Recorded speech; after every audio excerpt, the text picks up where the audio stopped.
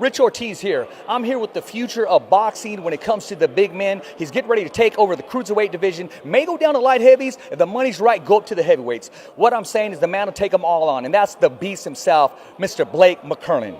How we doing, my man? I'm doing good, man. Just really focused and determined and ready for this Saturday.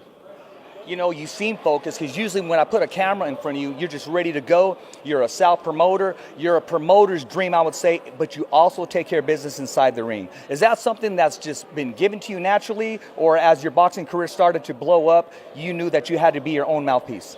I think when it comes down to it, man, some of these things in life you can't teach. It's just you either have it or you don't. And, one thing about myself is whenever you want anything bad enough, if people aren't going to give it to you, you got to go after and get it with everything that you love. And, when I first started my career, I didn't have a long amateur pedigree, a long background, so I had to go out here and earn a spot, and that's what I did. Now I've done such a great job performing, promoting, marketing myself. I'm becoming a big name that everybody's about to, remember.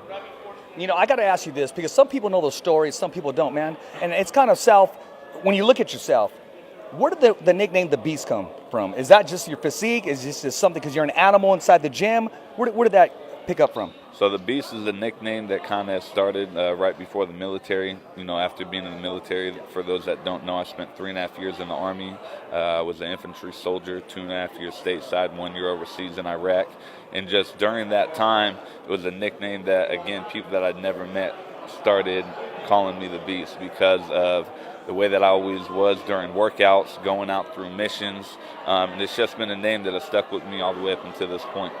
Well, you've been fighting your whole life. You're talking about the military, growing up. So you are a true candidate of the Fighter's Voice Award. We're going to be giving out some awards, man. People, and that's just not fighters who fight inside the ring or the octagon, but in life, and you fit that mold, man. And, I've watched the commercials. I've watched the speeches that you've given, that you're always giving back. But I know deep down in your heart, you do it for your little son, who is a clone of you every time I see him.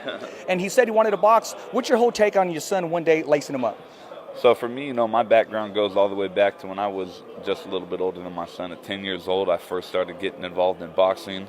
I've been drawn to the sport my entire life. I've been at heart a fighter, fighting through the streets, fighting to get through life, fighting through the military. So, how I've been raising and bringing up my son, ever since my son was a month old, this is all that he's ever seen. I used to bring him to the gym with me every day in a car seat. And, this is a way that we've been able to grow and bond together. And, again, this is all that he's ever seen growing up. So, he's definitely grown a true love for the sport.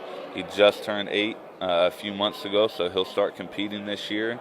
And, I can't wait to be working his corner to see what he does in the sport. There you go. You know what? I don't want to distract you. I know you're focused on this fight. I know it means a lot to you. You're here to make a statement. It's going to be the second time fighting in front of Top Rank again.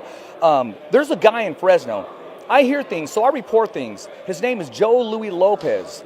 He made a statement that he's willing to consider to move up in weight and take on the Beast. What's your whole take on that? I'm sure you know who he is. And can he share the ring with you?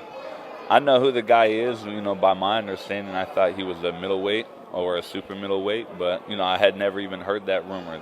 That's all news to me, the first time that I heard about that. But if he wanted to move up to cruiserweight, I know his coach has been somebody that's been hating on me for a long time.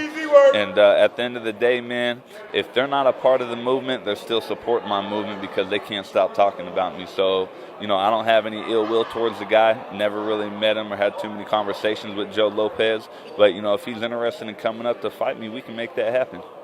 Hey, man, I'm not here to distract you. I'm here just to report the news, man. And I will report, ladies and gentlemen, Stockton, California, 209. Get ready, because the Beast is coming. And if you don't give it to him, he's going to take it from you. He's going to violate your circle of success and put it right on his chest next to his heart. It's a wrap here, Stockton, California, with the Beast. Thumbs up for Richie.